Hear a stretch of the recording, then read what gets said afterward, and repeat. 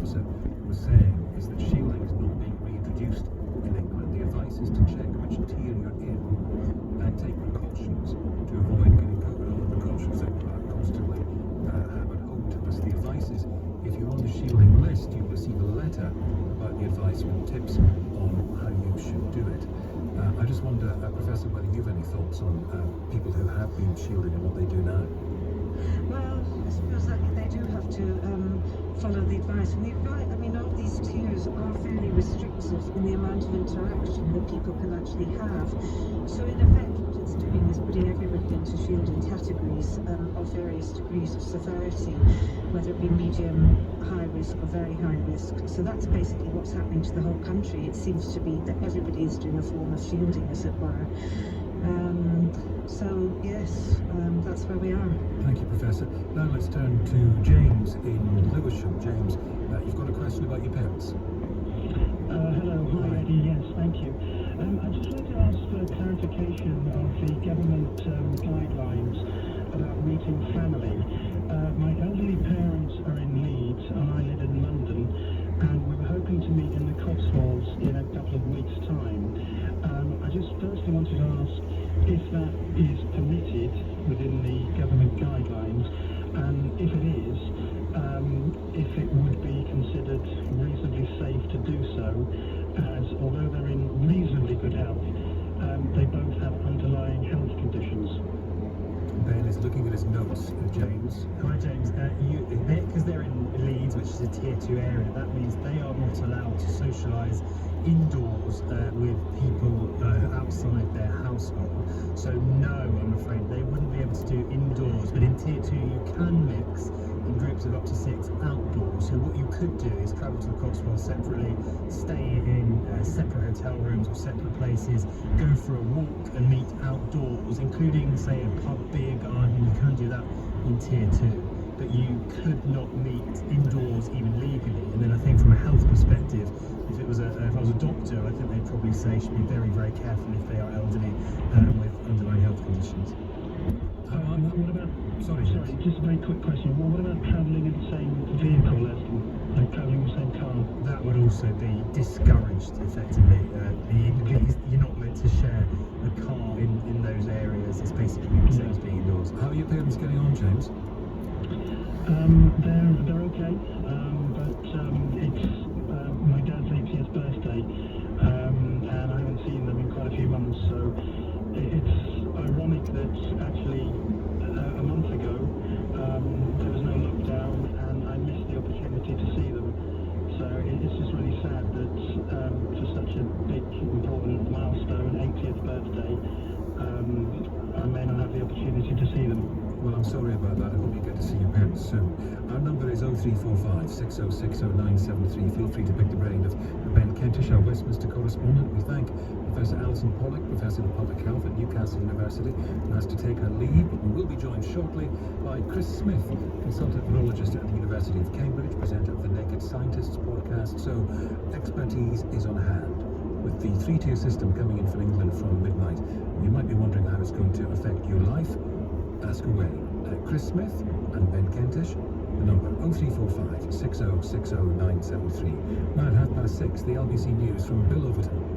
Sir Keir Starmer's accused the government of losing control of the response to coronavirus. The Labour leader is proposing a 2 to 3 week circuit break England lockdown to cover the school half term.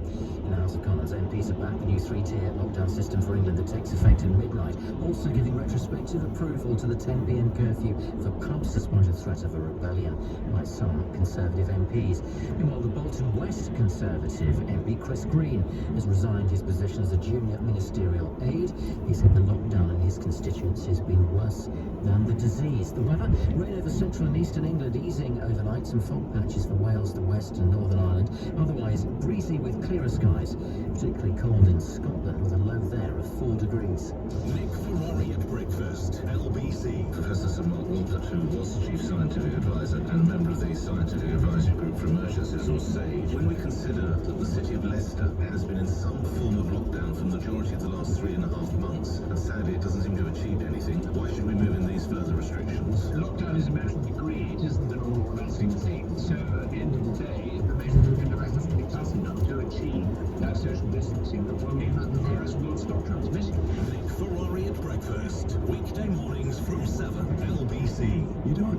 office. You need an office. You don't need a shop. You need a shop. You don't need contractors. You need contractors. What your business doesn't need 1 month, it might need the next. So at O2, we're introducing data rollover, where you can automatically roll over your unused data to the next month when you might need it. Search O2 Business. We're here to help your business flex. New or upgraded customers only on selected tariffs. 1 month rollover terms apply. I wash my hands to protect my family. I wear a face covering to protect my mates. I make space to protect my colleagues. Hands. Face.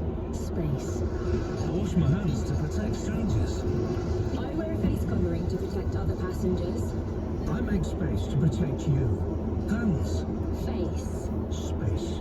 As we spend more time indoors, we need to do whatever we can to help protect each other from coronavirus. So please, wash hands, cover face, make space. Hi, I'm Titi Lyon, a customer service assistant for TfL. We're now back to good service levels on the underground, as well as on the buses and trains. Please still travel at quiet times if you can. The quietest times to travel on weekdays are 8:15 a.m. to 4 p.m. and after 5:30 p.m. This will help us all by maintaining social distancing. And remember, everyone must wear a face covering at all times, unless you're exempt. We're ready when you are. To the Mayor of London and TfL, every journey matters. Calling all business owners. Need a website for your business? Then the only name you need to know is 123reg. With our new website builder starter tool, simply fill in a quick form and we'll create a site for you in less time than it takes to make a cup of tea. And it's just £1 a month. Terms and conditions apply. Register any domain like .co.uk for just 99p to get a one-page site online. Pricing excludes VAT at 20%. Times for making tea may vary. You will most likely have a brand new site before your kettle's boiled. 123reg is not responsible for how nice your cuppa is, although we will create a site for you in an instant. Visit 123-reg.co.uk for more information. When you need to send money abroad, PagoFX is the international money transfer service that's with you when it matters. Backed by Santander, it's secure and simple to use, letting you make quick, low-cost payments. So if you're living or working away from home, or want to support those you love many miles away, PagoFX gives peace of mind that your money will arrive safely. Download the app or visit pagofx.com today. PagoFX, with you when it matters.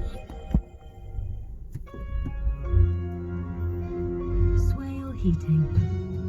We take the time to make our customers' lives easier, as we have different finance options for different budgets. SwaleHeating.com. Rely on us to keep you warm. On LBC. With O2 Business, who offer flexible solutions to help manage business uncertainty. The Labour leader Sir Keir Starmer has called for a 2 to 3 week long circuit breaker across England. He's criticised the Westminster government's response to COVID. He said it's no longer time to give the Prime Minister the benefit of the doubt. At midnight tonight across England, the 3 tiers come into effect, which is why we have Ben Kentish with us. Also, we're joined by Chris Smith, our good friend, consultant phonologist at the University of Cambridge, presenter of the Naked Scientists podcast. So if you have a science and medical related question, Chris might well be able to help. Our number is 0345 6060973. Just reading about a YouGov Snap poll which suggests that 40% of British people say new government measures in 3 tiers do not go far enough. 15% say they go too far. 19% say the balance is about right. I just wonder, Chris Smith, and welcome back to the programme, by the way. Thank you for giving us your time and expertise once again. On that question, that sort of Goldilocks question, where do you think the measures are? To be honest with you, I don't know what I would answer to that same survey. I think that it's a very tough time, and that's why the politicians are having a tough time. You've got the scientists on the one hand. Sage came out today and said, well, we push for more measures sooner, harder, earlier. And the politicians saying this morning, well, we listened and we also talked to some other people and came up with what we think is a happy medium. So actually, I don't know what I would answer, and I'm supposed to be the virologist. I think probably it's horses for courses. What they're trying to do is to come up with something strategic, something local, which means that we don't have to encumber the entire country in areas where you don't need a lockdown with a lockdown, so you can try and maintain business as much as usual in some places, but have a more focal and powerful effect and impact where you need to have it. Whether or not this is going to go far enough, and that's what Chris Whitty said, if you cast your mind back, he said, I don't know if these very high tier implementations are going to be sufficient, and I think I detect a profound note of caution in what he's saying. I think they're sceptical. A question for you, Chris, from Tony in Brentwood. Can you explain to me how the flu deaths this year have been calculated at around 375 when it's normally in the high thousands by now? Well, by now, we would be taking into account the beginning of the year flu season, which starts in usually January of most years, and the flu season though runs from about now through into about March. Now, we haven't had any flu in the country yet, to my knowledge, with the exception of the odd person who might come into the country from overseas. Normally our flu season kicks off in January. Now, the whole world has had an extremely quiet year for flu. If we look at Australia and New Zealand, for example, they're saying, reassuringly in many respects, that their flu cases this year have been very, very profoundly suppressed. And we don't know for sure, because we do have flu years, which are quiet years, but it does seem very likely this is a consequence of physical and social distancing.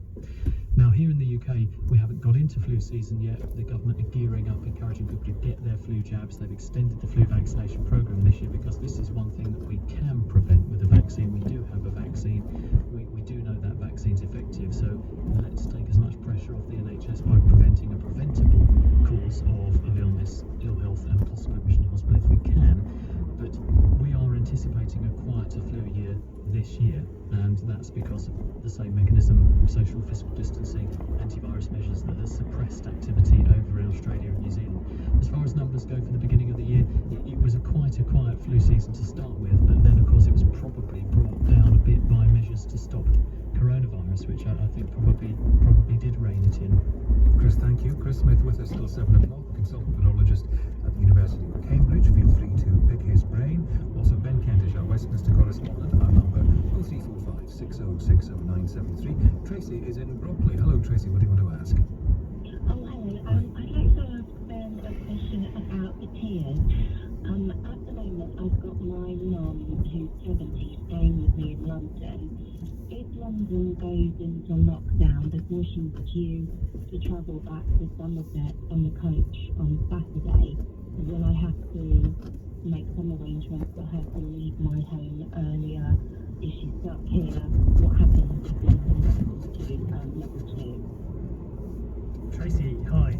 I'm afraid you would under the letter of the law, because in Tier 2, just to remind everyone, you're not allowed to mix with people indoors if they're from outside your household. And if she normally lives in Somerset, she would be classed as being part of a separate household. So as harsh and bizarre as that will sound, the answer is yes, but that there are a lot of exceptions to this. And I don't know how old your mum is, or if she's how... I think you said 70, did you, Tracy? Yes, 70. Yes, 70. So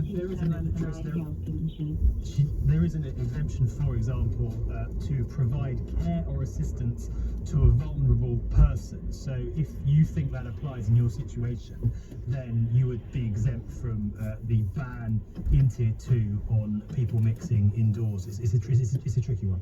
Thank you very much, Tracy. Tony in Epping. You've also got a question about your parents, Tony. Hello. Yeah, that's right. My parents are 95 and 91. They're living independently, but with a considerable amount of support from the family. We go in every day for an hour or two. And my father's terminally ill, and I'm just concerned if we have a lockdown, will we be able to continue with that support? They live in a retirement home, so there's a policy of the retirement home is a block of flats, essentially, that says you can't pass through common areas and things like that. And I'm concerned they won't be able to continue to live independently if we can't support them. Tony, don't worry, there's in the law that's coming into force tomorrow, there are 2 exemptions to the rules that would mean that you could definitely carry on caring for your parents. This is the law. I can't obviously speak to the retirement homes rules, but there is an exemption if you, as I said, if